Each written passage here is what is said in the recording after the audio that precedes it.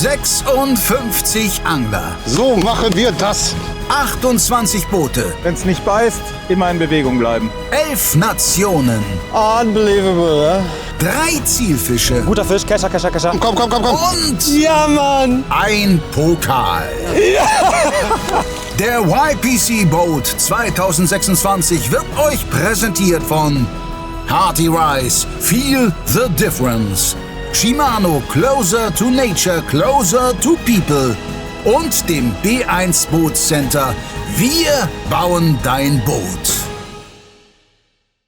Hallo liebe Zuschauer, mein Name ist Charles Rettinghaus. Vater, Schauspieler, Synchronsprecher, vor allem anderen aber natürlich YPC-Kommentator.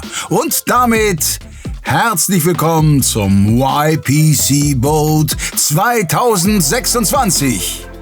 In Staffel 5 starten 28 Teams, die sich in der Vorrunde auf 4 7er-Gruppen verteilen. Falls ihr neu dabei sein solltet, das gesamte Regelwerk findet ihr über den Link in der Videobeschreibung. Wie immer fasse ich euch das Wichtigste aber vorab kurz zusammen. Die Gruppenphase erstreckt sich über 2 Tage. Am Ende qualifizieren sich nur die beiden punktbesten Teams aus jeder Gruppe fürs Finale. Die Maximalanzahl von 8 Wertungsfischen setzt sich wie gewohnt aus 2 Barschen, 2 Zandern, 2 Hechten sowie 2 Bonusfischen zusammen. Und für die Punkteberechnung gelten die bekannten Multiplikatoren. Allerdings dürfen pro Zielfischart maximal 3 Exemplare auf dem Board landen. Das bedeutet, als Bonusfische müssen zwingend 2 unterschiedliche Arten eingereicht werden. Jede Gruppe absolviert einen Angeltag auf den niederländischen Großgewässern und den anderen auf Kanälen und Flüssen. Wichtig hierbei, für die Fullcard ist es obligatorisch an beiden Vorrundentagen, also an Lake und River Day, jeweils 2 Wertungsfische zu überlisten. Obwohl es sich grundsätzlich um ein Casting-Turnier handelt, darf sowohl in der Gruppenphase als auch im Finale für maximal 60 Minuten täglich Live-Technologie genutzt, geschleppt und vertikal geangelt werden. Außerhalb dieser Power Hour müssen Köder mindestens 5 Meter weit geworfen und nach Ermessen der Schiedsrichter angemessen schnell animiert werden. Das zu den Modalitäten. Kommen wir jetzt zu den Handlungsträgern. In Gruppe A finden sich mehrere Titelkandidaten. Topfavorit ist aber einmal mehr und in diesem Jahr womöglich mehr denn je Team Nace. Freddy Harbert und Christoph Barra, 2 Nordlichter, die schon bei Berkeley, Abu Garcia Turnierpartner waren und sage und schreibe 3-mal die Zander Pro zusammen gewinnen konnten. Monkey Lures schied im vergangenen Jahr zwar als Viertplatzierter in der Vorrundengruppe aus, Luis Mendez und David Skovonek erzielten dabei jedoch eine Punktzahl, die in jeder anderen Gruppe problemlos fürs Weiterkommen gereicht hätte. Sollten sie diese Leistung auch nur annähernd reproduzieren, werden sich alle anderen Teams strecken müssen. Bei Team Ilex Ganki zeigte Rick Barton 2025 ein starkes Turnier, während sein prominenter Partner Mark Pachowski überraschend blass blieb und außer einigen soliden Barschen wenig beitrug. Schon allein deshalb darf man gespannt sein. Wir gehen jedenfalls davon aus, dass der frisch gekrönte Bank Champion sein Herz auf dem Wasser lassen wird, um nach dem Ufertriumph auch auf der Boatbühne zu reüssieren. Für Team B1 wiederum geht's bei dieser Auflage darum, die Vorjahresleistungen zu bestätigen. Mit der Silbermedaille landete die Brandenburger Bootsmanufaktur 2025, 2 Jahre nach dem Wunder von Bolsena, den 2. YPC-Clou und legte damit endgültig ihren Underdog-Status ad acta. Fast schon traditionsgemäß hat sich Teamkapitän Frank Schaper auch in diesem Jahr wieder einen neuen Partner ins Boot geholt. Ino Terminga, der nach seiner sehr respektablen YPC-Bankpremiere nun auch vom Boot debütiert. Der französische Batteriehersteller SH Lithium geht dagegen personell unverändert ins Rennen. Inhaber Stéphane Huguenot angelt erneut an der Seite seines Namensvetters und Freundes, dem Turniergewässer-Guide Stéphane Poisson. Nach einer insgesamt starken Performance und einem 1,16 Meter Hecht fehlte bei der vergangenen Auflage letztlich nur ein weiterer Kickerfisch. Diesmal bringt das Equipe Tricolor aber möglicherweise das Quäntchen mehr Kaltschnäuzigkeit mit. Nach diesen 5 Bekannten begrüßen wir abschließend 2 neue Teams beim YPC Boat. Livingston Lures zeichnen sich vor allem durch eines aus: lebensechten Sound. Alle Köder des US-amerikanischen Herstellers ahmen im Wasser unterschiedliche Beutefischgeräusche nach und bringen damit einen bislang außer Acht gelassenen Reizfaktor ins Spiel. Passend zu diesem Konzept setzt man auf unkonventionelle Typen. Frédéric Julien teilt sich das Boot mit dem bulgarischen Angel-YouTuber Mihail Petrov. Und last but not least haben wir Chrono Cash. Das Unternehmen ist auf den An- und Verkauf von Luxusuhren spezialisiert und wird deswegen keine Schwierigkeiten haben, die Power Hour genauestens zu stoppen. Gründer und YPC-Fan Alexander Kruglikov tritt mit seinem japanischen Kumpel und Bass-Profi Ken Ioba an. Obwohl Ken sicherlich der erfahrenste Turnierangler im ganzen Feld ist, geht dieses Duo ob ihrer sehr geringen Gewässerkenntnisse sicherlich als Außenseiter ins Rennen. Insgesamt also eine illustre Truppe, die uns in Gruppe A erwartet. An Tag 1 geht's auf die Großgewässer. Nach stürmischen Trainingsbedingungen scheint es heute ein perfekter Angeltag zu werden. Mal sehen, ob die Fische mitziehen.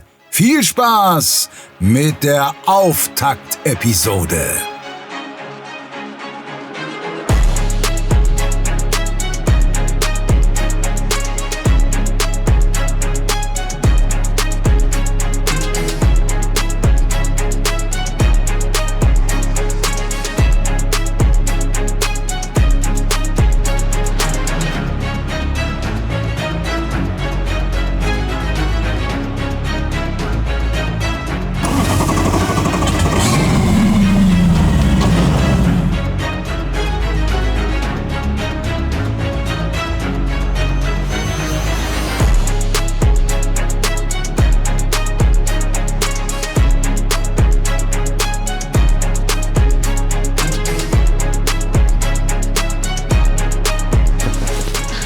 Hello guys, Hello guys. welcome for the YPC boat.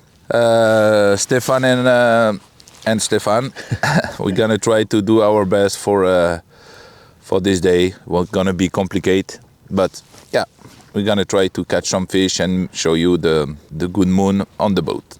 Guten Morgen und herzlich willkommen hier bei Team Nace an Bord. Freddy, was machen wir heute?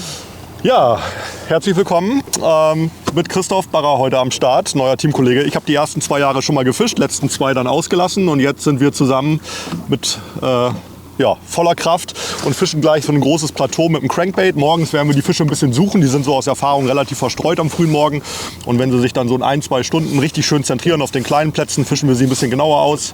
Wir brauchen einen Hecht, wir brauchen einen Barsch und wir brauchen einen Zander, so wie alle Teams. Los geht's! Hey Leute, willkommen auf dem Boot von Ilex Skunky beim YPC Boat zusammen mit Rick. Good morning. We're gonna do it? I hope we're gonna do it. So the plan is first of all to get perch. We are starting not so far from the lounge. It was a really short It was an easy drive. Yes. And yeah, to be honest, practice was pretty hard. And today we have to catch the perch. So we first try hard to catch the perch. But on those waters, everything can happen. For sure. For sure. So let's start fishing and Let's do it. Let's do it. Team Livingston, this year I'm bringing a brand new partner, Mike from Bulgaria. Yeah. First time in the Netherlands, first time in one big tournament like the YPC. Welcome. You need to cheer him up, guys, because it's a big move. You fish a lot with Livingston already. Yeah, so you know the product. I know the sound, I know the product, so we're confident to catch some fish today. And we're going to show you that even with no soft bait, practically only some soft swim bait, we're going to catch all species. Let's we do try. that with our bait. So, try. guys, let's start episode 1. It's on. Wunderschönen guten Morgen. Team Monkey Lures ist dieses Jahr wieder am Start. neben mir David Skrowonek, sehr, sehr guter Freund und Teampartner von Monkey Lures. Ja, David, nach dem letzten Jahr, wo wir eigentlich sehr, sehr gut gefangen hatten, aber leider nicht weitergekommen sind, sind wir noch motivierter, dieses Jahr so richtig mal auf den Tisch zu hauen. Und wir haben einen Plan, wir haben einen Angstgegner und das ist der Zander. Und damit starten wir jetzt als erstes am ersten Spot. Ist kurz davor loszugehen. David, noch irgendwelche letzte Worte? Ich bin nervös, aber wenn der erste Fisch draußen ist, dann ist alles wieder weg. Also wenn wir gleich 2 Zander fangen, dann mache ich 3 Kreuze. Also, drückt uns die Daumen. YPC startet jetzt. Junge, ohne Gnade. Ohne Gnade. Jetzt? Ja, guten Morgen Leute und herzlich willkommen auch von uns zur Gruppe A, die im B1 Bootcenter. Wir sind knapp pünktlich am ersten Spot. Das Boot ist fertig, wir sind fertig. Ja, Boot ist ready, ich hoffe, es performt. Wir sind hochmotiviert. Und ja, erster Spot kribbelt natürlich immer, Morgensonne ist da.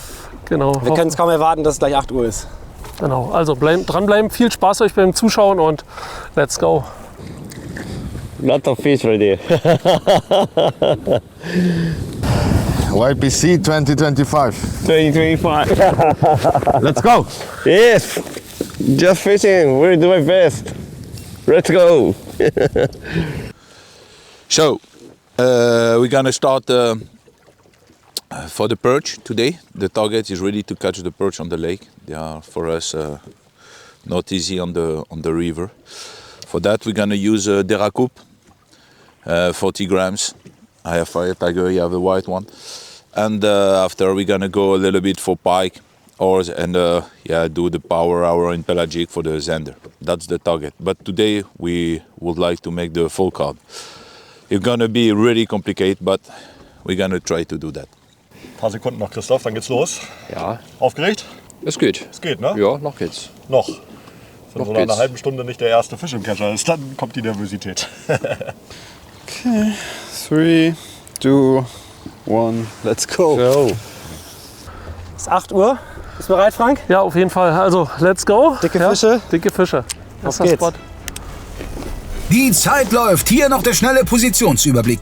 Ilex und SA widmen sich auf dem Haringfleet zunächst den Barschen, etwa auf Höhe der Spui-Mündung. Chrono Cash beginnt unweit der Haringfleetbrücke zwischen HV und Hollandsdieb und 3 Teams ankern in Reihe auf dem Volkark.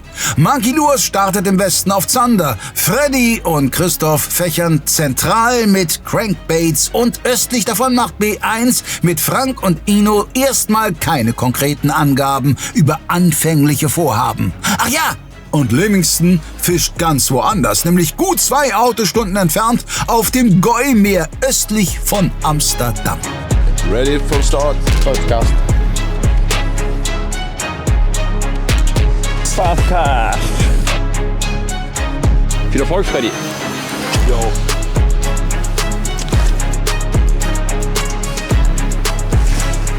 Nice bite. Okay. But lucky I didn't get him on the first one. Oh no, I don't believe in this. I do. I do. Okay, so. Fisch on. Erster Wurf. Erster Wurf. Yeah. Kleiner. Egal. Hauptsache erstmal Fisch. Geil, beim ersten Wurf. Erster Wurf. Boah, ein ganz kleiner. Egal. Egal. Das haben wir gesagt. Ja. Wir sind zufrieden mit kleinen Zandern. Hauptsache, wir kümmern uns um die Full Card. Yep. Wir haben hier einen 44er. Ein 44er Zander. Oh. Ja, come on, Alter. Was? 44? 44. Sauber, Junge. Geliefert wie bestellt. Für den Rest gilt... Erster Wurf, nix. Okay, that's not a good start. -1 chatterbait. Lost? It just opened up. No. No, it's not a bite, nothing. It was just... Okay, let's go. Dann wünschen wir mal allen Teams guten Morgen. Nächster. Das gibt's doch nicht. Ich muss meinen Köder schnell aus dem Kescher rausbekommen. Da war jetzt der 3. Wurf bei mir. Und dann ist der nächste Zetti am Haken. Ist auch nicht der größte wieder, aber... Fischer ist frei. Boah, der fühlt sich aber besser an. So eine ganz kleine Flöte. Jawohl! Sehr gut, David, sehr gut. Der ist eine gute Größe. Das ist eine gute Größe. Ich habe den ersten noch nicht reported hier. Das läuft. Wir haben die 2 Zander. Die 2 Zander, die wir brauchten, Mann. Schaut euch das mal an. Der Bubba Brown komplett inhaliert. Boah, und das ist eine schöne Größe. Yes, Mann. Geht dann die halb. Der ist er bei halb. 61,5. Nee, das ist nicht 61,5. 63. 63,5, 64. Ja. Geil, Mann. Der Gute geht wieder schwimmen. Geil. Mann, was ein Start. Wir hatten die Tage die ganze Zeit gedacht, es wird mega zäh werden auf Zander. Wir haben echt keine guten Fangtage mit Zandern gehabt und wenn dann viele kleine. Aber der Start jetzt schon war super. Und der Plan, den wir uns ausgelegt hatten, morgens auf Zander zu starten, war genau richtig. Das sehen wir jetzt. Geil, weiter geht's.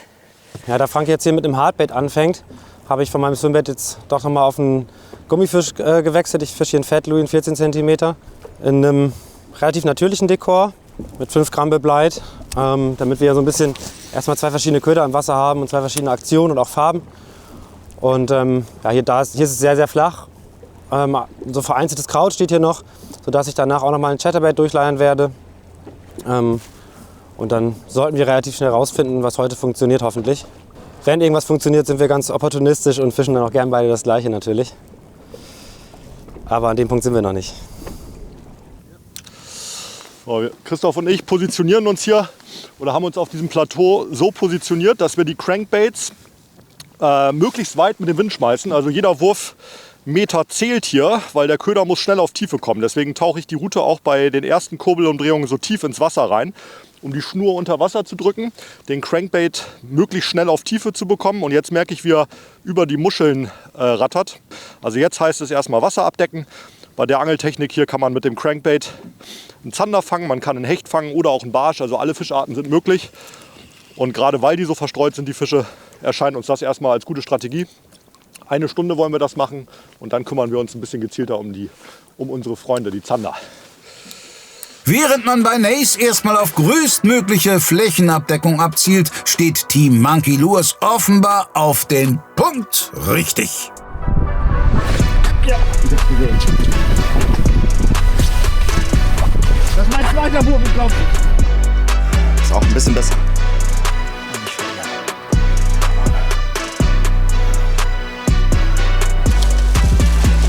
Yes. Ja! Team Monkey Lures auf den zweiten Wurf! Alter. 2 Würfe, 2 Fische! Let's go! Let's go! Ey, wieder ein richtig guter. Wir haben die ganzen Tage nur kleine gefangen und ich weiß nicht, was heute los ist, aber der ist wieder richtig gut. Mann, der Plan geht auf, Mann. Der Plan geht auf. Ah, ja, Mann. Hast du den Biss gesehen in meiner Route, David? Gesehen. Das war geil, der ist reingehämmert. Junge, richtig drauf gescheppert. Der hatte Hunger. Schön reingetockt. 63. Mega, mega. Junge. David. Ich hole gleich den Big Fish Flach mal raus, ey. Wir sind so glücklich.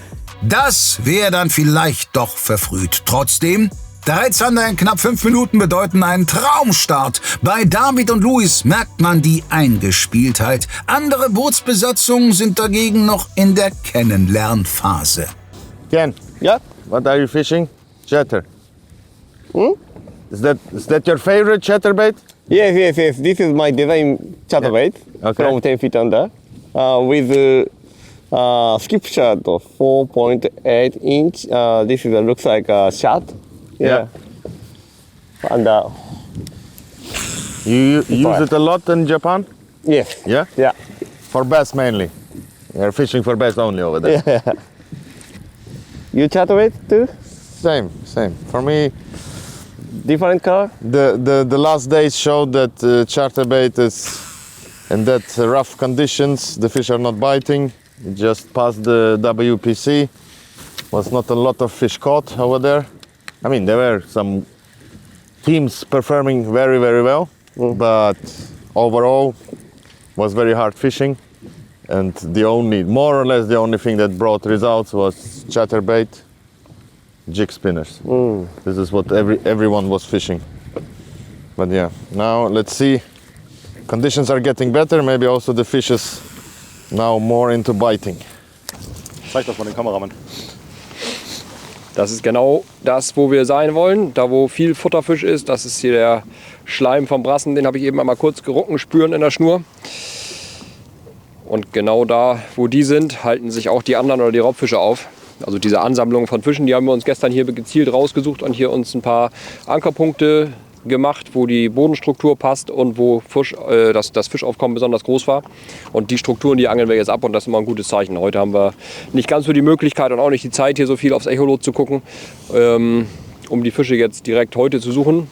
Gut, das dann vorher schon mal zu machen und da ein bisschen vorbereitet zu sein. So, erzähl alles. Führungsstil, Wassertiefe, Wurfrichtung. Wo stehen die Brassen, die ich heute haben? Hast du da runtergeworfen? Eben hatte ich ein bisschen weiter rechts geworfen, aber ja. Das ist mir verheimlichen, wo der stand der Brasse, ne? Ist ja nicht nur einer. Und der steht da jetzt vor allem auch nicht mehr. Ohne Schleim. Meinst du, als du dir mit deinem Vorfach gekrault hast, dass er das nicht gut fand? Das mögen die gar nicht. Mögen wir nicht? Missed it. Pike? Yes, I think so. It's hard to tell in the weed, but for me, let's count it as a bite. Motivation bite. Ja.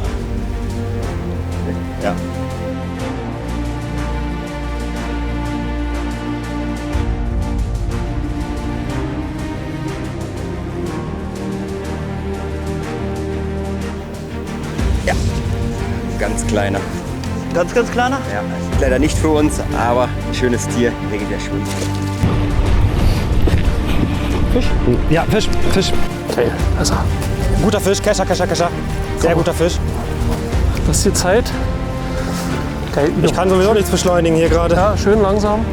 Vielleicht müssen wir den ein bisschen hinterherfahren, im Zweifel. Ja, Tonic. Ich kann nichts machen, also. Ja, lang. Lass dir Zeit. Fahr ein bisschen ran. Er kommt auf uns ran, der kommt auf uns zu. Fahr mal nicht. Ja, für den Anker. Ja, alles gut. Pass auf, dass du ihn nicht erschreckst mit dem Kescher gleich, ne, dass er schon im Wasser ist. Aber wenn der hier vorne ausrastet, haben wir ein Problem. Das muss eigentlich ein guter Hecht sein. Ja. Ja, da kommt er. Ah, nee. Ja. Ist es überhaupt? Ja, ist was Gehaktes. Nee, komm. Hast du gesehen schon? Ja. Fühlt sich an wie... Ja, ist nicht. Ach, nee. Das ist ein Riesenkarpfen. Ach, come on. Was? Ein Riesenkarpfen ist das. Fuck, auf jeden Fall zieht er. Ja. Jetzt ist er ab. War ein Riesenkarpfen. Ja. Guter Drill. Knoten halten schon mal. Komm. Oh, Adrenalin, Mann. I try to jack weight too, because nothing grabs right here. Again, another one. Yeah. Okay. I love how he's. Oh. Bite? Yeah, I think. Yeah? Fisch. Ja. C'est bon. Allez, on se lève doucement. En même temps, on va remonter. Vas-y. Be careful. Don't look out. C'est une perche. Vas-y, ramène-la. Je ramène.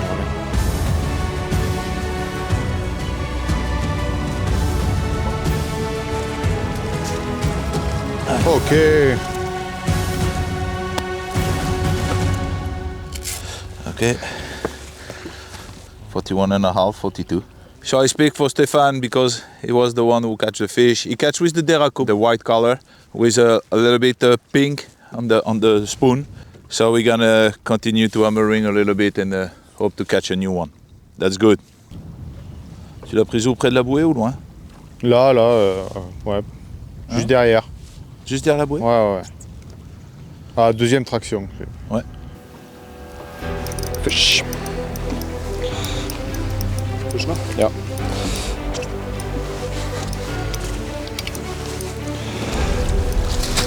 Aha. Da haben wir den ersten kleinen Barsch. Da, Christoph. Wurde aber auch Zeit jetzt. Das hat tatsächlich ziemlich lange gedauert, bis es jetzt hier mal was gab. Da haben wir den ersten kleinen Barsch auf den Crankbait, schön über den Boden geführt. Der ist 39,5, also genau 40 cm. So, der erste des Tages. Mal besonders schön.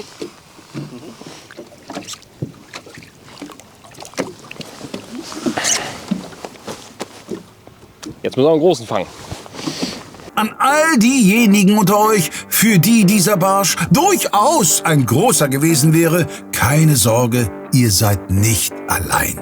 Mace verzeichnet erste Erfolge beim Powerfishing. SA startet ebenfalls stark. Monkey Lures will am zweiten Spot aber schnell den nächsten Nadelstich setzen. Mach rein. Yes! Neue Stelle, neues Glück. Der erste Platz hat schon mal die ersten Fische geliefert. Jetzt sind wir am zweiten Platz. Hier haben wir schon öfters wirklich große Hechte gefangen. Wir hoffen. Klappt es heute auch. Ja. Also wir pokern jetzt auf einen dicken Hecht. Wir werden das nicht lange machen. 15, 20 Minuten. Ja. Vielleicht steht hier ein dicker Hecht. Und dann geht's weiter. Oh, das ist mal ein Start, wie man sich denn erträumt hat.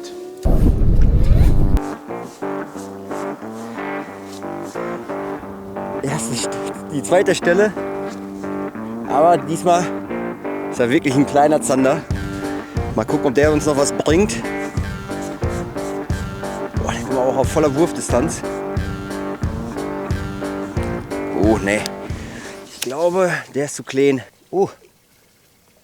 45,5. Oh. 46.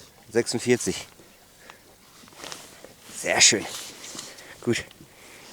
Kleine geht wieder schwimmen.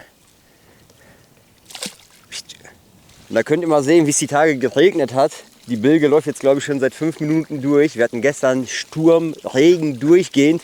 Und heute, guckt euch das mal an, besser geht's gar nicht. Der erste Tag YPC Boat und die Sonne scheint. Jetzt sind wir am neuen Spot angekommen. Das ist ein Plateau, wo man auf dem Plateau steht und ringsrum angelt. Relativ bekanntes Plateau, wo viele Angler stehen, aber auch wo immer viel Fisch ist. Und wir hoffen jetzt, ja, vielleicht den Zander zu bekommen. Hechte können ja auch kommen, hier ist eigentlich alles drauf. Aber explizit wollen wir schon einen Zander. Das ist so unser Angstgegner. Erstmal einen Zander fangen. Das Wasser wird hier immer klarer die letzten Tage. Vorher, vor 2 Wochen, hat man hier noch Zander ohne Ende gefangen und jetzt wird es immer schwerer. Ich denke mal, so eine halbe Stunde werden wir das Plateau hier abangeln und dann geht es auch schon weiter zum nächsten Spot, sodass wir mehr moven. Ja? Kurze Stops, gucken, ob ein Fisch da ist und dann weiter. The kiddie. Kiddie is always good for perch. Can ask. Many guys from the team like Mark and Gail, they success a lot with this combo. So I'm gonna try it. Let's see what happens.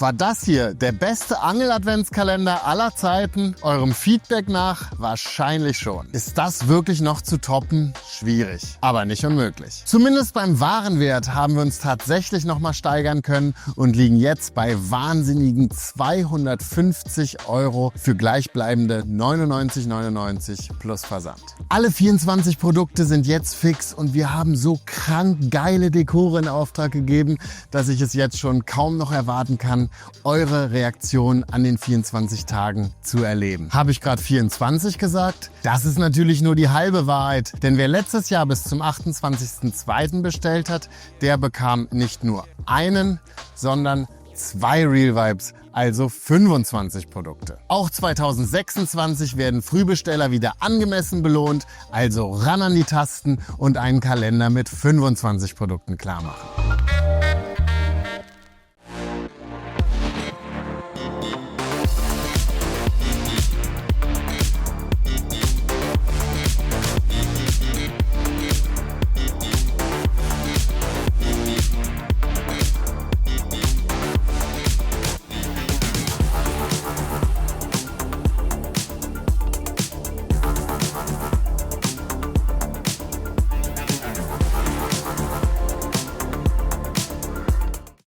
Oh, was schenke ich meiner Freundin bloß zum Valentinstag?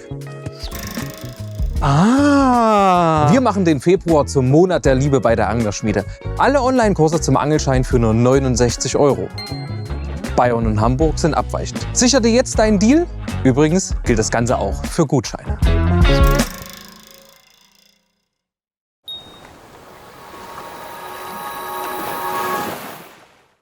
So now we are going for a deep crank and see if they are biting a bit deeper or not. That's a Molex, I can't even tell you.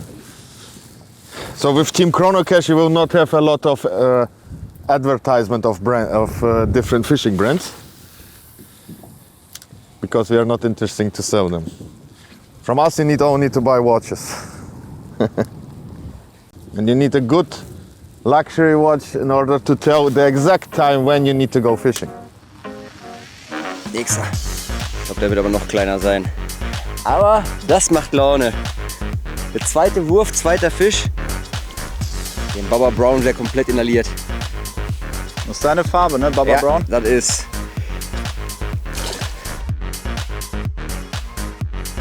Nächster. Der dritte Wurf und der dritte Fisch. Wir sind auf jeden Fall auf Platz 1 aktuell. Ja? Team Monkey-Lures. Dafür müssen wir erstmal einen Screenshot machen, das ausdrucken, ganz groß bei mir im Büro aufhängen. Team Monkey-Lures von Nate. Die Frage ist nur, wie lange? Das ist uns klar.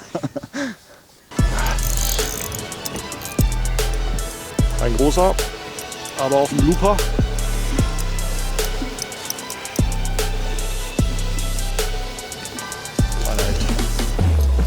Leider ein kleiner, aber den nehmen wir trotzdem.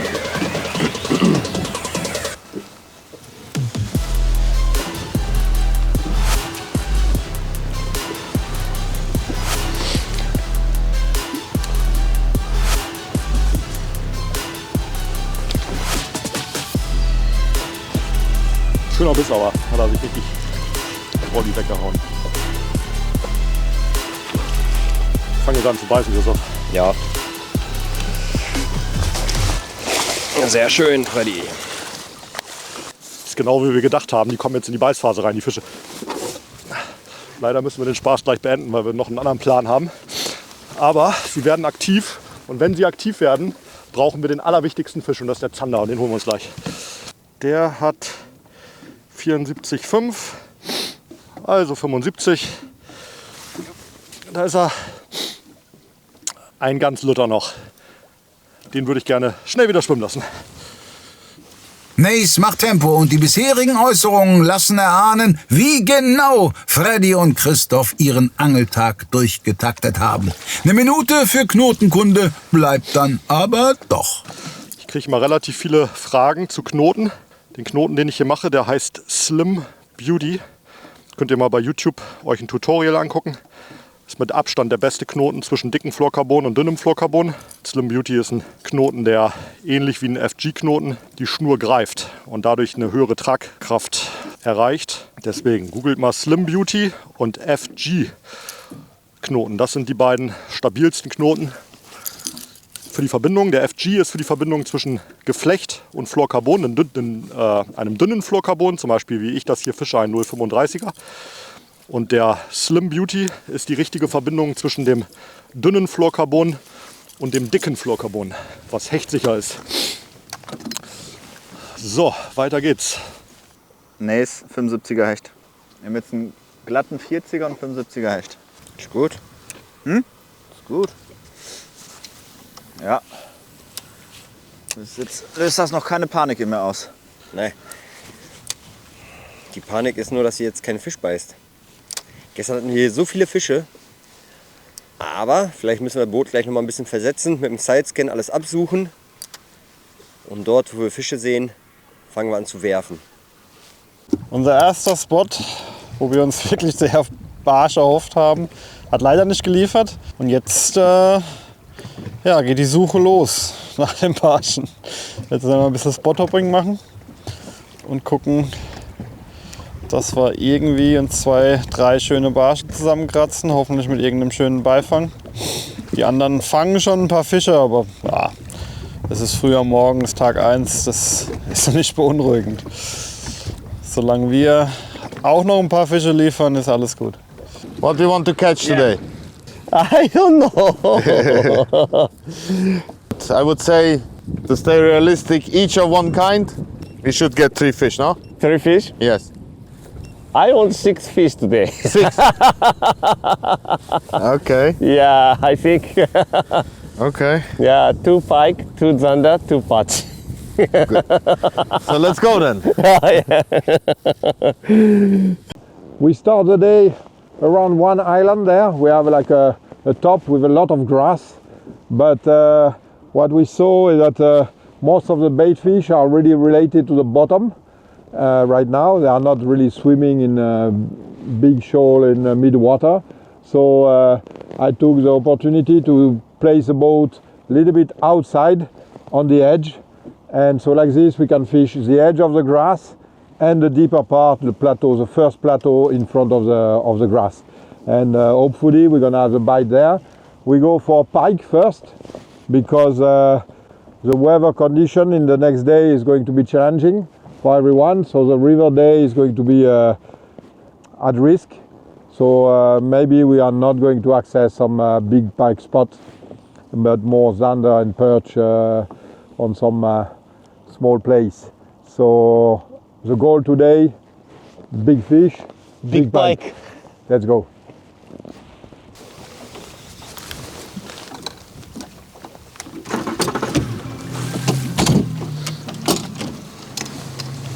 Fisch beim Hochholen, ey. Brauchen wir den? Nimm mal erstmal rein, ja. Bist du in die Hand gelandet? Ja. Gut. Ja, eigentlich brauchen wir die nicht messen, die Fische hier, aber you never know. 31, den setze ich schnell wieder rein. Ich habe den E-Motor schon in der Hand gehabt, den hochgeklickt, den Köder wollte ich gerade rausheben. Hat er ihn gepackt. Er wollte unbedingt aufs Format. Trotzdem fahren wir jetzt hier schnell weg. Nicht, dass da noch einer beißt. Digga, Zander, ey, das ist so geil. Junge, Junge. Gleich noch mal eine Runde pelagen, versuchen da noch einen draufzulegen. Ha? Boah, erstmal müssen wir die Barsche. Ha? Die Barsche, die machen wir irgendwie. Ja, wir haben so viele Barsche gefangen im Training. Also da mache ich mir überhaupt keine Sorgen. Und Barsche können wir auch am Plustag, haben wir auch eine reelle Chance. Je nachdem, was wir heute liegen lassen. So, wir hatten wirklich Angst vorm Zander. So, der Zander ist heute wichtig für uns, dass wir da was Vernünftiges haben. Haben wir jetzt. Wir haben wirklich 2, die sind okay. Die sind okay. Es hätte schlimmer laufen können. Ich hätte gedacht, wir mit 2 45ern müssen wir uns zufrieden geben. Jetzt haben wir 2 60-Pluser. Das ist okay. Ich denke mal, wir fangen in einer Stunde an zu pelagen, weil ab 12 Uhr soll der Wind stärker werden und das ist immer blöd. Und deswegen ist jetzt noch mal kurz Barsch angeln und wenn das nicht funktioniert, gehen wir pelagisch angeln. Ich habe euch eben schon vorgewarnt, dass es jetzt ernst wird für Team Nace. Wir haben eine Stunde pro Tag, wo wir mit Live-Technik angeln wollen und dürfen. Das ist ein kleiner Teil unseres Angeltages nur, deswegen ist es sehr, sehr wichtig, dass wir jetzt einen Zander fangen. Christoph und ich haben bei Nace so ein bisschen auch die Aufgabe, ein gutes Zanderportfolio mitzuentwickeln. Wir haben den ersten Köder hier schon als Prototyp in der Hand. Es gibt noch keinen Namen, es ist auch keine finale Farbe, ist auch noch nicht ganz fertig, aber es ist ein geisteskrank guter Zanderköder zum Jiggen am Grund, aber auch zum Anwerfen der Fische. Der hat hier vorne so einen Kanal, das heißt diese Wirbelkette, die verschwindet im Köder, sodass da nichts blinkt. Super fein laufender Gummischwanz, der bei allen Geschwindigkeiten perfekt läuft. Schlankes Profil. Ja, aber vor allem, dass der halt hier vorne wirklich diese Kette des Hakens im Köder so integriert ist, dass die Fische das nicht sehen können, macht den halt zu einem optimalen Zanderköder. Jetzt gucken wir mal, ob das auch funktioniert. Wir haben das ziemlich genau getimt, wann wir diese Stunde nutzen wollen. Denn für uns ist das jetzt genau die Beißphase, in der wir die beste Aktivität am ganzen Tag hatten. Das heißt, ich vermute, dass alle Teams jetzt gleich ganz gut Fisch fangen werden. Und wir haben uns für den wichtigsten Fisch entschieden, den wir jetzt beangeln wollen. Das ist der Zander für uns. Schön dran.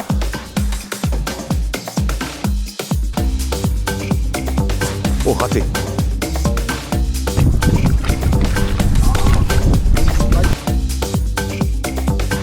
Fischer. Kleiner. Nur mitgeschwommen. Ach Alter. du Heiliger. Das gibt's doch nicht. What the fuck? Junge, Turbo Louis fängt alles. What the fuck? Die können wir uns heute Abend schmecken lassen. Schöne Platte. Schöne Platte rausgezuppelt auf der Turbo Louis. Geil sieht die aus, ne? Unten so weiß. Ja, willst du die wirklich mitnehmen? Also wir haben noch Lachs zu Hause. So, Freunde. Was ist das für eine genaue Fischart? Schreibt es in die Kommentare. Der darf erstmal wieder zurück. Und unter den richtigen Antworten verlosen wir 5 Turbo Louis, der Plattfischköder Nummer 1. Also, ich weiß es nicht genau. Ich weiß, es gibt total viele unterschiedliche Arten. Über Steinbutt, Flügelbutt, keine Ahnung, was da alles für verschiedene Sachen gibt. Sagt mir doch mal bitte in den Kommentaren, um was für ein Fisch es sich gehandelt hat. Ich mache weiter. Hoffentlich kommt jetzt der Barsch. Ein Barsch in der Länge. Das wäre gut. Das dürfte die meisten nicht vor allzu große Herausforderungen stellen, aber lasst mal hören. Nach bissigen Plattfischen kommen wir zu nicht ganz so treffsicheren Hechten. Oh my gosh. Big one, Well, I it was think. pike, but- no? Yeah, pike. It's cut off? Oh, Yeah. fuck. The boom, boom, boom. Yeah, big pike, I think. You see? The spot is good. We need time. Just short explanations for the German viewers. Normally I also speak, obviously we speak German because we are based in Munich. We have a shop in Munich and one in Monaco, but as we all agreed, Ken is not speaking German, the cameraman is not speaking German. We agreed to do that show in English, so forgive me my English, but normalerweise sprechen wir auch Deutsch. Hey, Alex, I want to go back to... Back there? Yeah, I got a bite outside the grass edge. On the Yeah, edge, over on there, the edge. yeah, on the Okay, very good. important key spot, the grass edge, I Yeah. think. But yeah, and more close to bank. Let's do. Yeah. So here? Yes. So many pressure, I think, but very slow and the contact grass. Yeah. And stuck. The bite. Once it's stuck, you get the bites. Yeah, yes. yeah, yeah. Yes. What do you think is smart to do? Oh, well, later the wind should pick up. So if we want to fish this side, we should do it now. And then target the perch? Yeah, still, I think. Okay, let me do... Yeah. 5 more casts with the yellow one, just to be sure I've tested everything. No problem.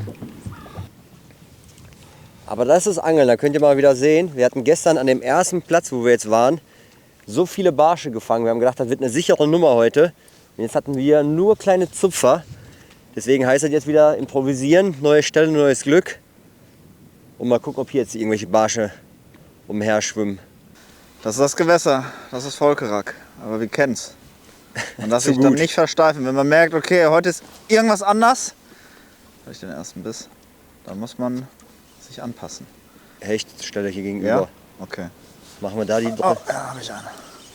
Der zählt, oder? Ja, das war's. Jawohl. Boah, das Here war we jetzt- go again. Das war jetzt ein Kampf, aber da ist der erste.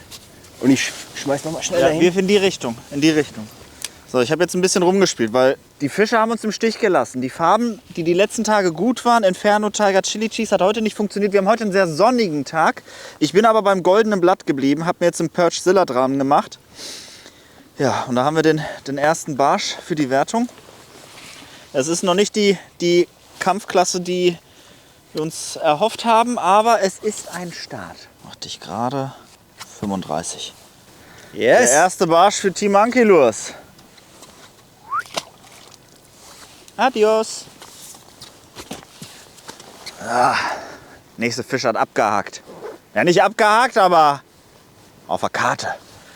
Hier Druck machen in der WhatsApp-Gruppe. Wir sind da. Wir kommen. In der Theorie ein valides Wettkampfmittel. Ich bin nur nicht sicher, ob Nace sich beeindrucken lässt. Kommt.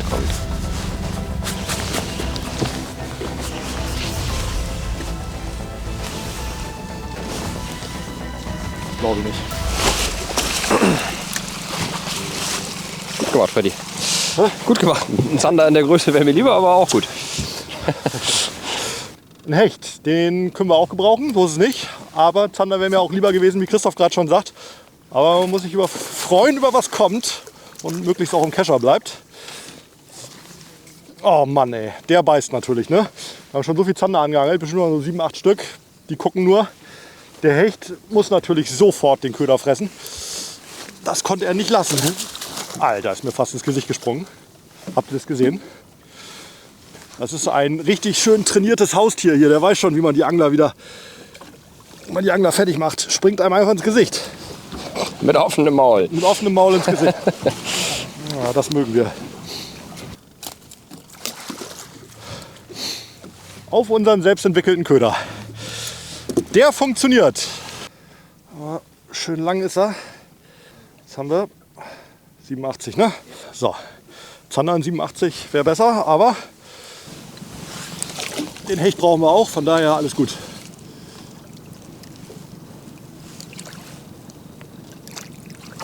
Ciao Kumpel, man muss auch mal Glück haben. Fuß mal kurz hoch.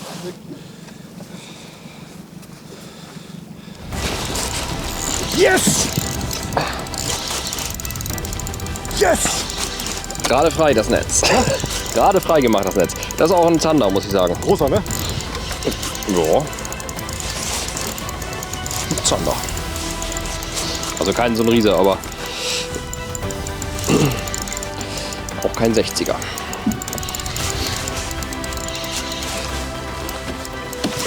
Ja! Yes, Christoph! Yes! Machst du den wieder klar und gibst mir deine Angel? Ja, check mal bitte das Vorfach. Die pelagische Maschine Christoph Barrer legt einen schönen 75er Zander aufs Castingdeck. Und das Geile ist, auf den selbstentwickelten Köder. Dustin wird stolz auf uns sein. Das war ein ganz wichtiger Fisch, Christoph.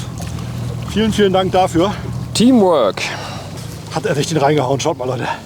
Komplett weggeblasen. Das Baby, für den wir noch keinen Namen haben. Woohoo. So, mit dem Kopf immer ein bisschen runterdrücken, Zander, wenn ihr die vermesst.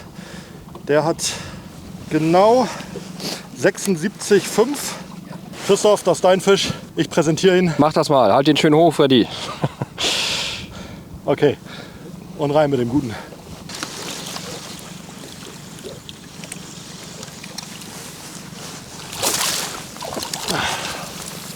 Yes! So macht das Reporten noch in der Gruppe Spaß, oder Christoph? Ja. Direkt 2 Fische reporten. Geil. Tja, das war's mit der Monkey Lures Führung. Und Christoph ist ja quasi außer sich nach diesem fantastischen Zander.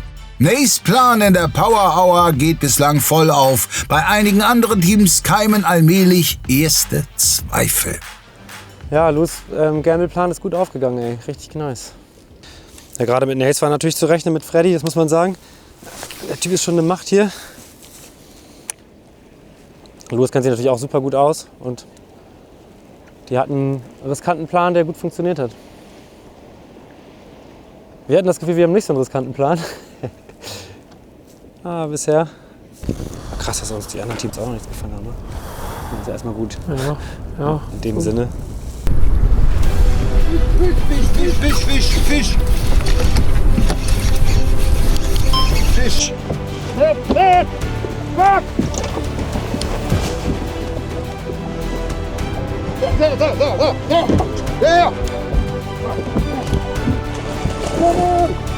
Ah, it's here! Good one! Yes! We got it! The Mustang!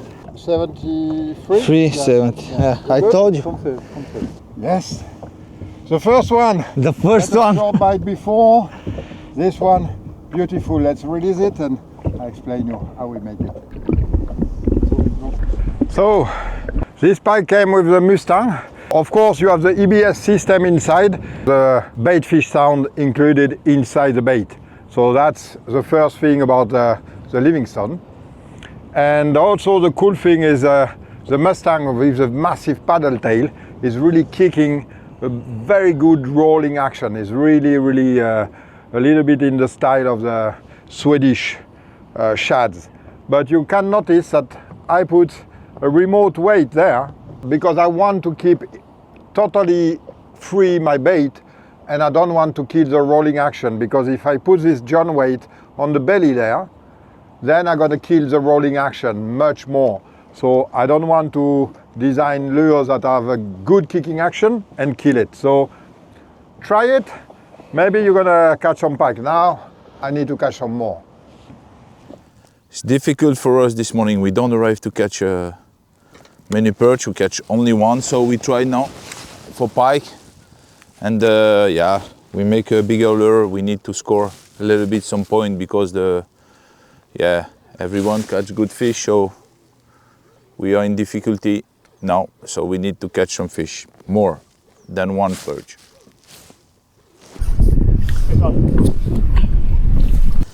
Das ist nix. Das ist nothing. Aber da sollte die 22 haben, den melden wir trotzdem. Einfach nur, dass die anderen immer ein vibrierendes Handy in der Tasche haben und nervös werden. Nein, nein, Team Monkey Lures. Here we go. 23er Barsch. Zeitgleich. Freddy 87er Hecht, Christoph Barrer Zander 77. Nächstes aufgestanden. Jetzt geht's ab. Vorläufig kann ich Luis beruhigen. Zumindest die restliche Power Hour ist fischlos verstrichen. Was steht als nächstes auf der Nace-Agenda? Oh, Merde. Aber es ist nicht ganz schlecht gewesen. Es hätte schlimmer sein können. Ja. Der Zander und der Hecht waren gute Fische. Ich würde sagen, wir fischen jetzt noch mal ein Stündchen hier vorne. Nicht ganz das Potenzial ausgeschöpft. Nee, Zander hätte ein bisschen größer sein können, aber es ist wie es ist. Schnell die Spots fischen, aber nicht lange, würde ich sagen, weil die Hechte haben wir eigentlich. Ne? Also große Barsche werden wir da wahrscheinlich nicht kriegen. Wir können gucken, ob wir noch mal vielleicht noch einen 90er Hecht kriegen, so, weißt du, was ich meine? Ja.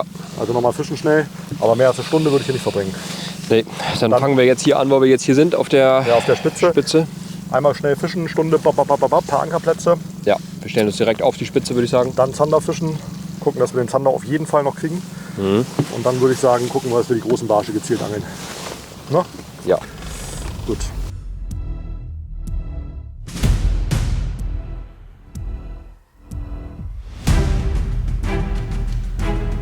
Schnell gehen sollte mit dem Hecht. Da, bis dann.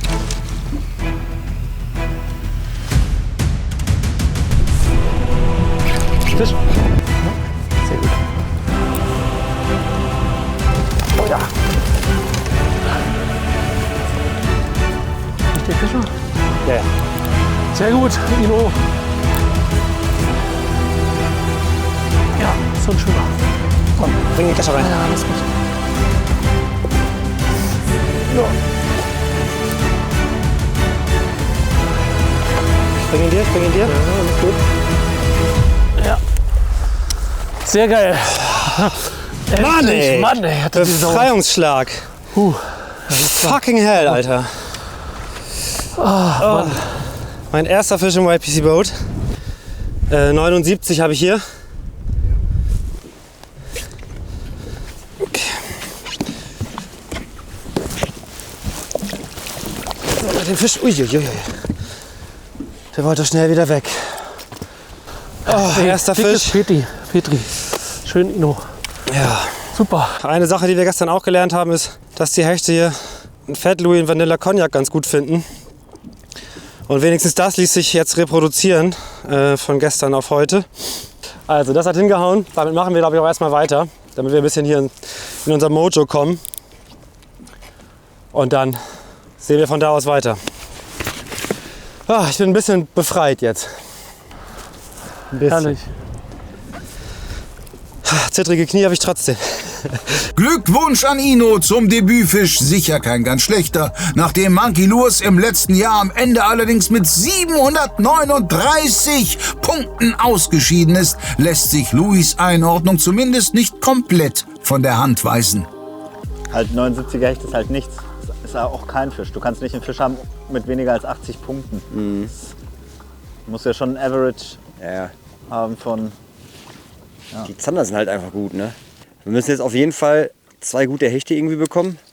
Und auf jeden Fall die Barsche, ne? Ja. Mal verbessern, auf jeden Fall. Oh. Ja. Haben sie nicht auf?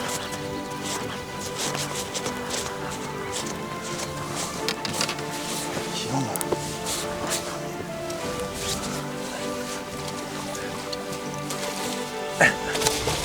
Okay, der Real Vibe funktioniert, Freunde. Noch nicht in der Größe, die wir vielleicht brauchen fürs Turnier, aber ich bin, Alter, aber ich bin happy, dass wir einen Hecht haben. Berührt die halb, das sind 67,5 und ist dann ein 68er. 68er Hecht. Den wir wieder schwimmen lassen. Der Fisch freut mich extrem. Dadurch, dass ich so lange an dem Köder gesessen habe. Das ist cool, Mann. Das ist cool.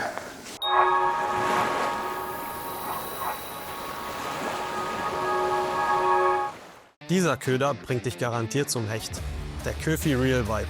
Voll lackiert, semi-transparent, ultra realistisch mit Folie eingearbeitet. Der Köder hat gleich mehrere tolle Features. Zu meinen absoluten Highlights gehören vor allem der kugelgelagerte BKK-Drilling, der deinen Aussteiger aufs Minimum reduziert. Hier vorne gibt es noch eine Öse, um einen Chica-Sinker einzuarbeiten, damit man den Köder auf maximale Tiefe bringen kann, wenn die Hechte dann auch mal etwas tiefer stehen. Und jeder Köder wird mit 2 verschiedenen Tails geliefert. So ist man am Wasser farblich noch etwas flexibler und kann auf die Bedürfnisse der Hechte eingehen. Einmal ganz simpel eingeleiert, läuft er schön in der S-Kurve oder mein absoluter Favorit im Stop and Go, quasi mit halben oder ganzen Kurbelumdrehungen, je nach Rolle, um ihn schön von links nach rechts ausbrechen zu lassen. Das Gute an dem Köder: mit 180 mm Länge hat er ein Gewicht von nur 53 Gramm und ist somit an jeder normalen Hechtspinnrute angelbar. Deswegen, es gibt keine Ausreden mehr. Schnappt euch den Real Vibe, ab ans Wasser und ab an die dicken Hechte.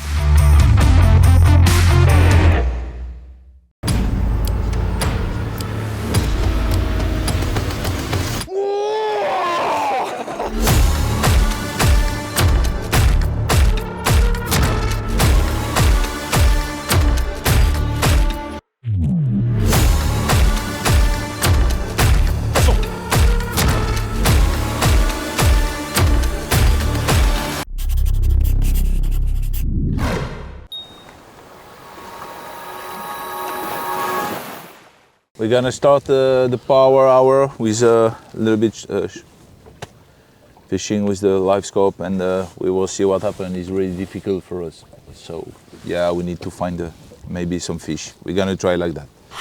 Okay, let's go. Let's go. Fisch.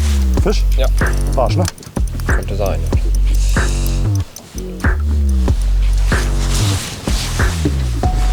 Gerade wo ich versetze, vorsichtig, der Motor läuft.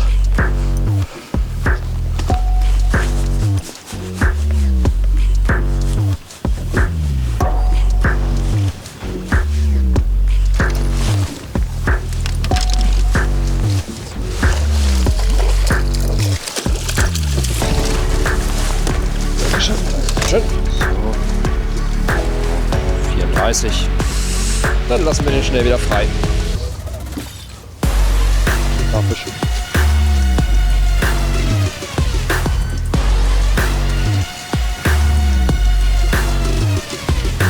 Ach, zu klein.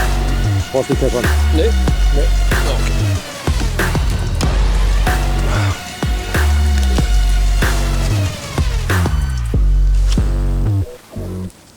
Boah. Alter, das ist ein großer Fisch. Was auch immer das ist groß. Das könnte ein richtig dicker Barsch sein. Ja, die Klinke ist übertrieben, aber guck mal, ich wollte gerade sagen, der hat gezappelt. Der Biss war wie ein großer Barsch, richtig reingestiefelt und dann kam er mit wie ein Aaland. Also es ist echt krass. Wir haben im Training auch schon mit dem Crank geangelt und haben so viel Beifang gehabt auf dem Köder. Aalande, Rapfen, also da beißt wirklich alles drauf, was irgendwie Flossen hat. Selbst so ein Friedfisch fängt an, räuberisch zu werden, wenn er den Crank sieht.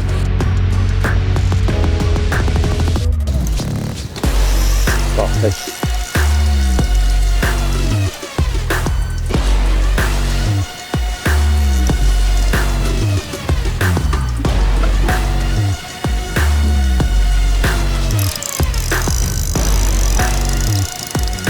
Das hören wir gerne, Paddy.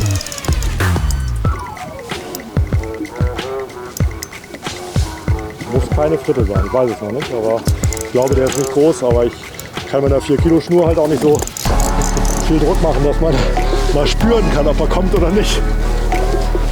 Alles ab 65 kommt nicht mehr an der Schnur.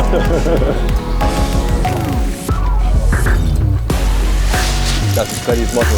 Am leichten Gerät machen auch die Kleinen Spaß.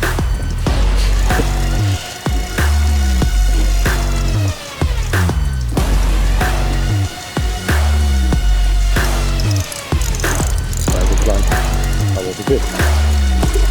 Verschalten mal bitte. Okay. Der hängt nicht so gut. Ja.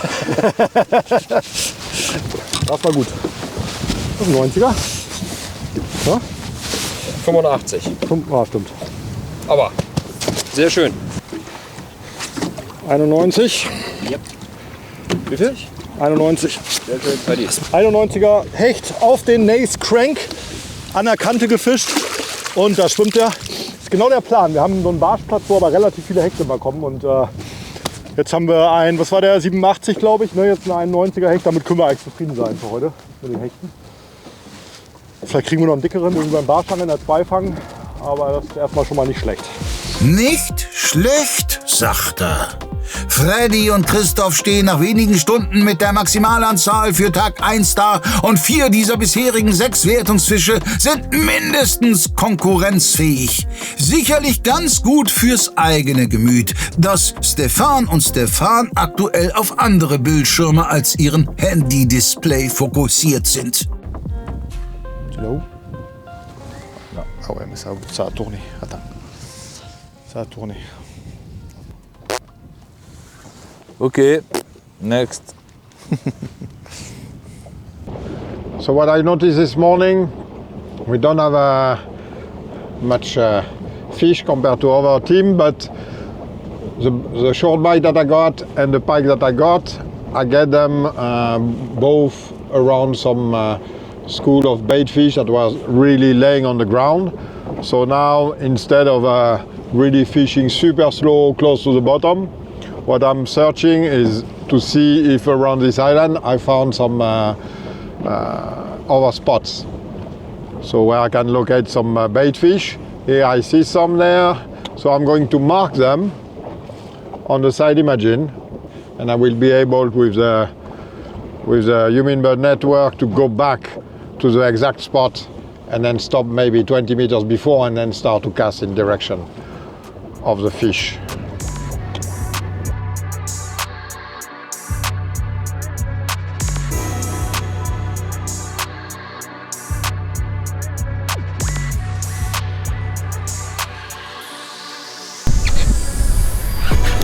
Fisch, Fisch, Fisch, Fisch. Spotlock.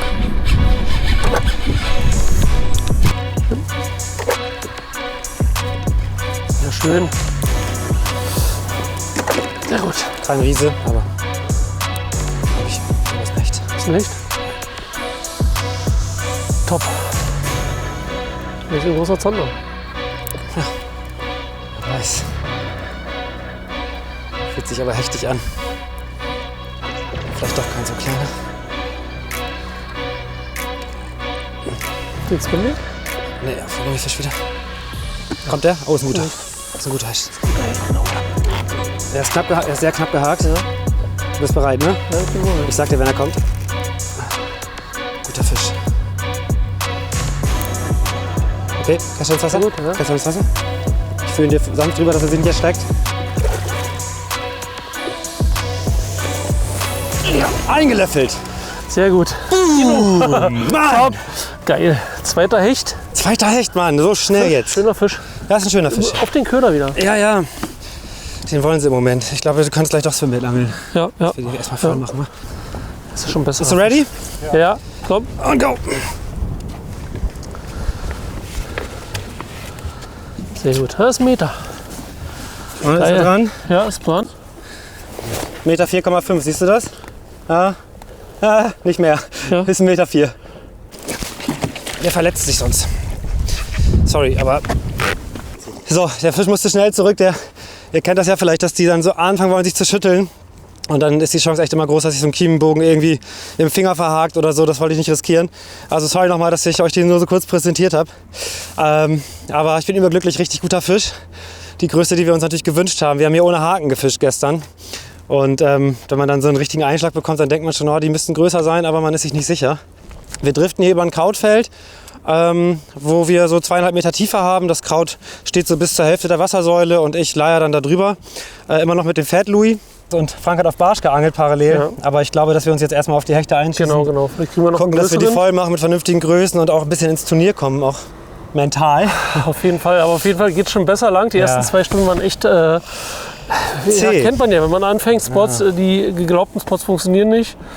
Jetzt haben wir noch eine Stunde Zeit, ja, dann ist Halbzeit und die nutzen wir jetzt. Ja. Allzu lange gedauert hat es nicht mit dem ersten Meter. Ein 1A-Fisch für B1. Die Konkurrenz kann die Begeisterung kaum verbergen. Oh. Ja. 104. Ja. Hecht.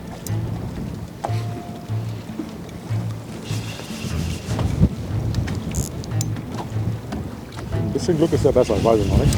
Bitte? Ich glaube nicht, dass der besser ist. Ja. Aber auf unserem Hechtspot.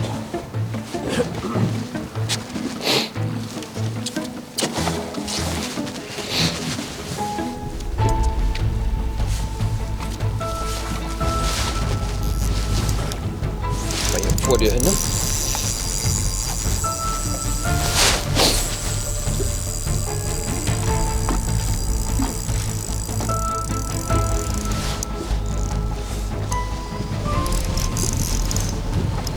Großer.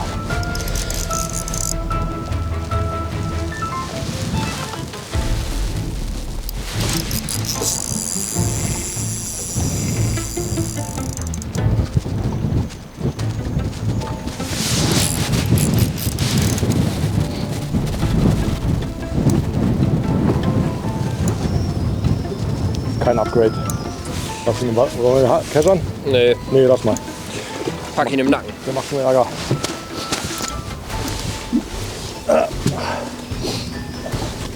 Ich meine, eigentlich müsste man den jetzt messen, weil man ja theoretisch Bonusfische reinbringen kann. Ne? Ja, ich meine, ich werde ihn mal messen.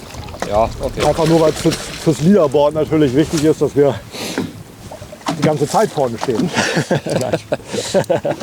Nein, aber ich meine, den Fisch, den dürfen wir auf jeden Fall nicht in der Liste lassen. So, dann machen wir eine kurze Nummer von. Ein 80er.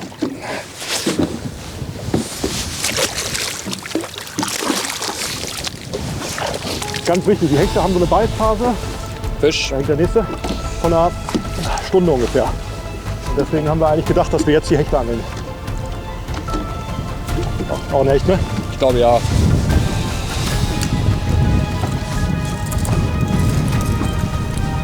Ja. Leider auch nicht die Größe, die wir brauchen. Nö, aber das kann jederzeit kommen. Aber das kann jederzeit kommen, genau. Wir reißen einfach mit.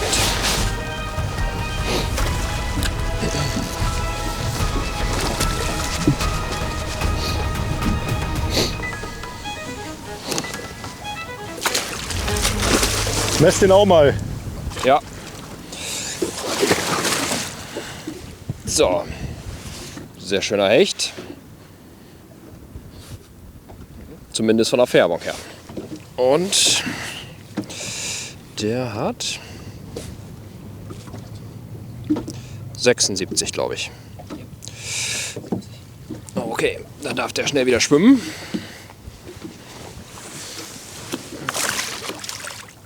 Beide reported. Soll ich? Ich habe beide reported. Achso, wie groß war deiner? 80. Okay. Leider kam auch gerade 1,4 Meter bei B1. Echt, aber gut. Das ist auch der erste Fisch, den wir haben. Okay. Hoffen wir mal, dass wir nicht irgendeinen fiesen Plan haben mit den Dicken.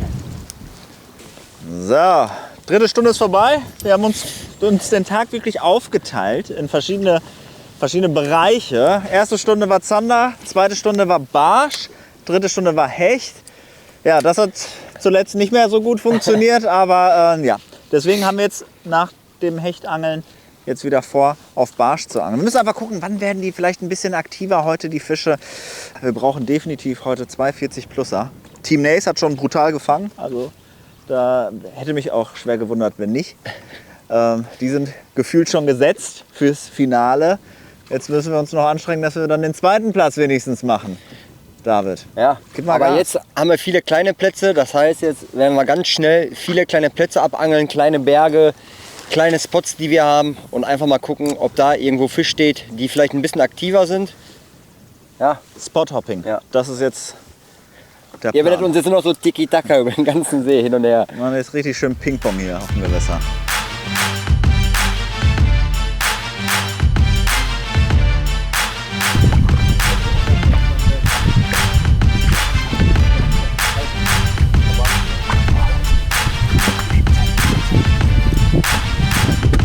Bitte sei keine Flunder!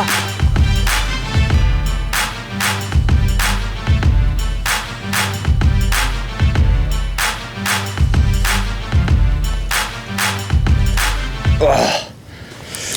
Gut. Okay. Aber das ist das, was wir gesagt haben, dieses Spot-Hopping, dass wir ganz viele Plätze ganz schnell abangeln. Und das war jetzt wirklich so, kurz nach vorne gefahren, ein paar Meter auf den richtigen Platz. War der erste Wurf und gleich ein Hecht. Und dafür ist der Turbo Louis wieder richtig gut, weil damit könnt ihr richtig Strecke machen. Ja, und mal schauen, was der gute Hecht hat. So, der Turbo Louis, 14 Gramm. Boah, ein richtig kleiner Hecht, aber wir brauchen noch Hechte und den brauchen wir auf jeden Fall. Was haben wir da? Ein 60er. 60 cm. Ich denke mal, den werden wir auch definitiv verbessern müssen. Aber war schon mal ein guter Start in das Spot-Hopping. Der geht wieder schnell rein. Am Ende gewinnt man mit dem Hecht zwar vermutlich keinen Blumentopf, trotzdem, David und Luis tüten Fisch Nummer 6 ein und haben Zeit satt, um die eigene Ausgangslage für den 2. Angeltag zu optimieren. Ino nutzt derweil einen Spotwechsel für eine Lerneinheit mit Bootsausbilder Frank. Ja, jetzt sieht man ja, wie das Boot liegt halt. Du kommt hoch, zuerst runter. Wenn du jetzt Vollgas gibst, gehst du gleich mit dem Knopf hier rauf. Wie du Gas gibst, trimmst du schon hoch. Ja? Jetzt merkst du, wie er schön liegt. Die Welle ist hier. Und wenn ich jetzt runter trimme, guck mal, ich trimme jetzt mal runter. Jetzt merkst du, Drehzahl. Ja. Und so dreht er sich auch weg. Also schon. Und für Kurvenfahrt? Kurve immer runter. Dass du Grip kriegst. Ja, okay. Ja. Also habe ich gestern gemerkt, vorgestern, als wir so langsam gefahren sind, im Flachen, dass das Boot anfängt dann so zu stängeln. Ne? Genau. Ja.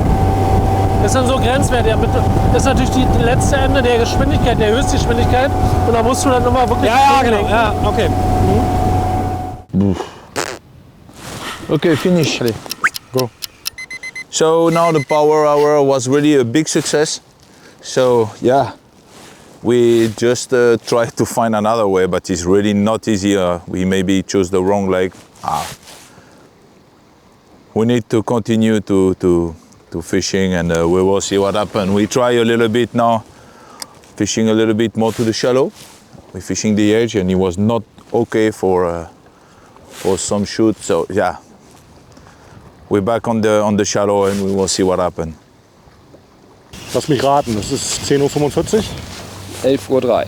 Na gut, aber sind wir gleich raus aus der Beißphase prinzipiell. Es wäre vielleicht dann smart, eigentlich die Barsche zu angeln und den Nachmittag für die Zander aufzuheben, ne, wenn es wolkig wird. Ja, willst du aber den ganzen Weg wieder zurückfahren im Turnier? Will ich nicht machen, ne. Wir wissen ja auch nicht, wie viel Zeit wir für die Zander brauchen. Wenn wir Glück haben, ist das in 10 Minuten erledigt, wenn wir Pech haben in 2 Stunden. Ne? Ja. Ich glaube, die Barsche machen wir zum Ende. Auch wenn es vom Wetter her keinen Sinn macht, so rumzumachen, aber von der Fahrerei und von der Ruhe im Kopf ist es halt. Hast du recht. Bis dahin können wir hier schon mal ein paar Frittenbarsche fangen. Sind natürlich alle viel zu klein.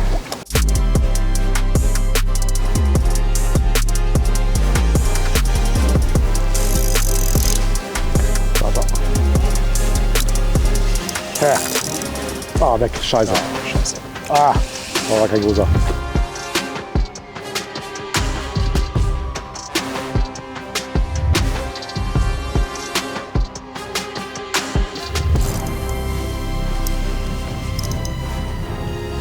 Barsch.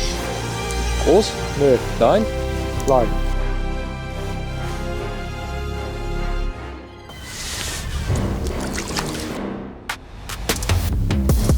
Fisch.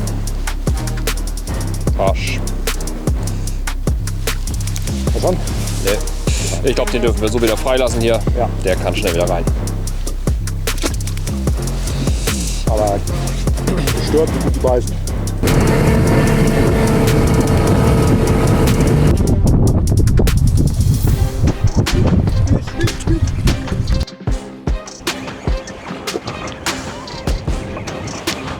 Oh, stay there, stay there, stay there. Whoa. Whoa.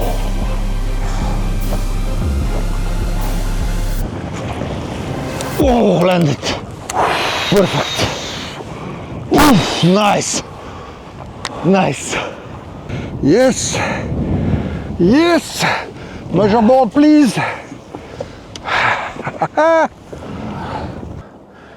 84 half, so 85.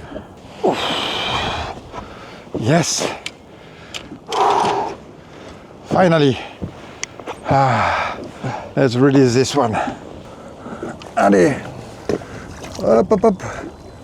Come on. Yes. Nice. Man. You nailed it. Schöner Fisch und diesmal lief die Kescher-Koordination schon deutlich geschmeidiger. Bei Ilex Skanky gibt's nach wie vor keine echte Gelegenheit, um gutes Teamwork zu demonstrieren.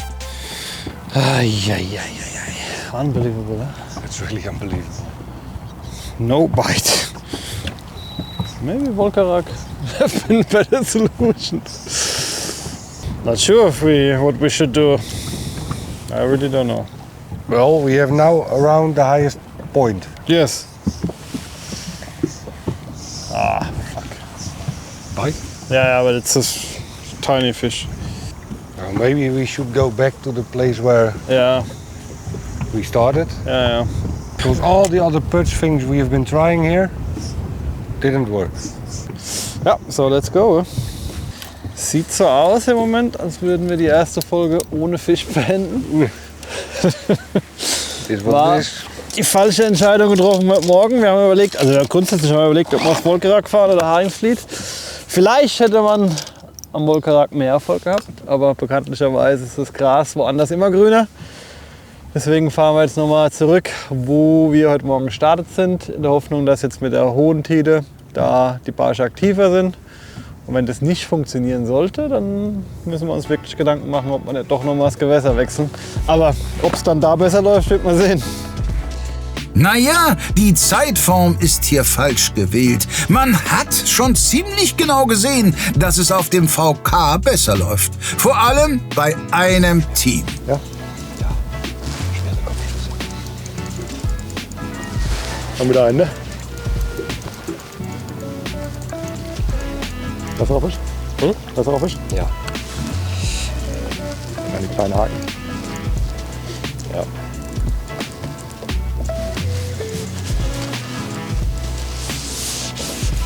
Brauchen wir so einen schönen metrigen, Christoph. Ja. Ist er das?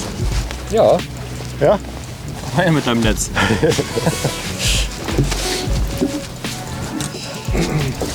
Oh ja. Wenn ich die Kopfstöße so angucke. Ich glaube, der hat noch gar nicht gemerkt, dass er dran ist. Ich glaube auch nicht. Mach noch mal einen Wurf in der Zeit, Christoph. Nee. Ist es soweit? Nein, so weit ist er noch nicht. Der ist aber auch nicht mehr ganz weit weg. Ah, so groß ist er nicht. Ich glaube, das ist eine Fritte, oder? Kann sein. Hat er sich, glaube ich, eben an der Brustpasse eingehakt, weil er... Kein Upgrade. Oh. Wir haben, obwohl doch, wir haben ein... aktuell wäre es, glaube ich, noch ein Upgrade. Also du kannst ja 4 Hechte drin haben. Ich glaube, wir haben einen 76er. Ich glaube, wir haben mehr. 4 Hechte gehen nicht, glaube ich. Maximal 3. Schon 3 gehen, oder? Danke fürs Cashen. Gerne. Ist mir auch schon passiert, Christoph. Mit dem falsch einschätzen. So, der nächste Hecht auf den Crank. Turnier wünscht man sich natürlich immer nur dicke Fische, aber Wie bitte? im Turnier wünscht man sich natürlich immer nur dicke Fische, aber das macht richtig Spaß damit zu angeln, auch wenn das vielleicht nicht immer nur große Fische sind, aber wenn man dann ab und zu auch mal einen großen fängt und dazu noch viele, ist das auch nicht schlecht. Der hat 79. Uiuiui. Wir kriegen noch einen Meter, Freddy. Ja?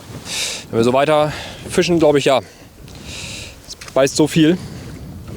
Das ist nur eine Frage der Zeit hier. Hier stehen auch große, das wissen wir ja. Okay, neuer Platz, neues Glück, oder? Here we go again. Komm schon, ein schön 40er. Die sind hier. Barsch. Dicker Barsch? Ja.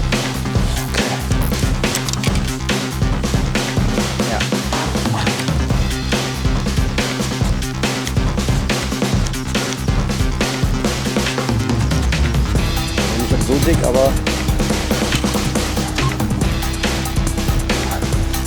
oh, nee. Aber egal, egal, komm. Boah, hat sie besser verkauft.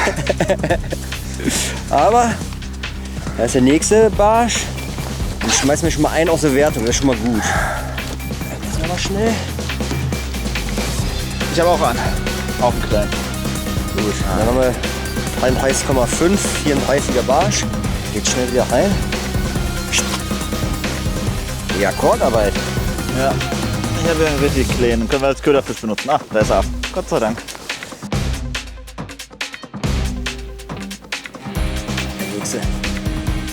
Der nächste Wurf, der nächste Barsch. So. Gut. Der zweite Wurf, der zweite Barsch. 35. Er läuft!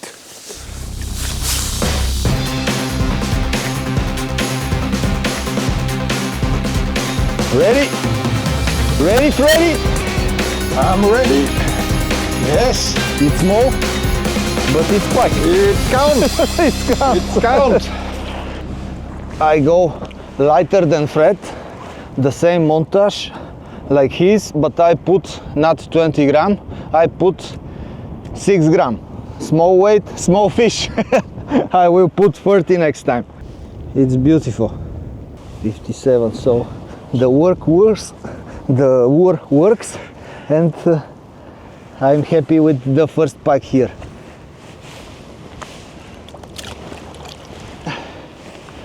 I hope meter plus, and I'll beat my personal record here. We changed spot again. We got back from the other one back to the first spot actually, because the other one didn't produce even bites. I don't know what is wrong, but yeah, we came back because Ken is sure it's about the fish is in the wheat. So we are going back to the wheat edge that we have here. And he said we are going to catch now 2 pike and 2 perch. So yes. Stay tuned. Yeah. Go on. Yeah. Go on. The fish. Pike. Pike? Yeah, maybe pike. Oh, in the grass. Pretty still. Come on. Oh, nice pike. Alex. Yes. Yes! Took us 4 hours. You are the best. You are the best. Told you you're gonna do it. Very good. I told you, Alex. He said something like 70. Better than nothing. I just was with him on the phone. Oh yeah.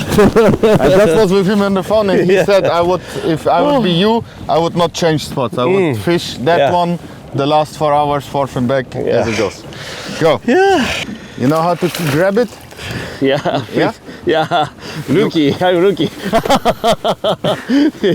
Yeah. Thank you. Nice. Frank. Frank showed you. Yeah, teach me how to grab. But Maybe let me take it out of the water. good. Okay, you have it? Yeah. Sure?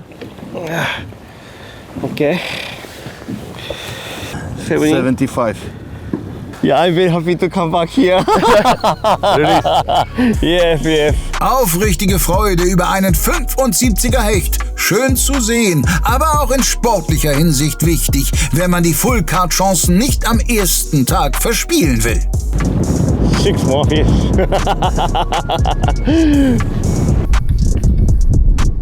Oh, ich hatte einen Biss. Ja. Adrian hat mich abgelenkt. Nein, Quatsch. Hab ihn. Ja, sehr gut. Ja. Den übertriebenen Kescher. Yes, Mann.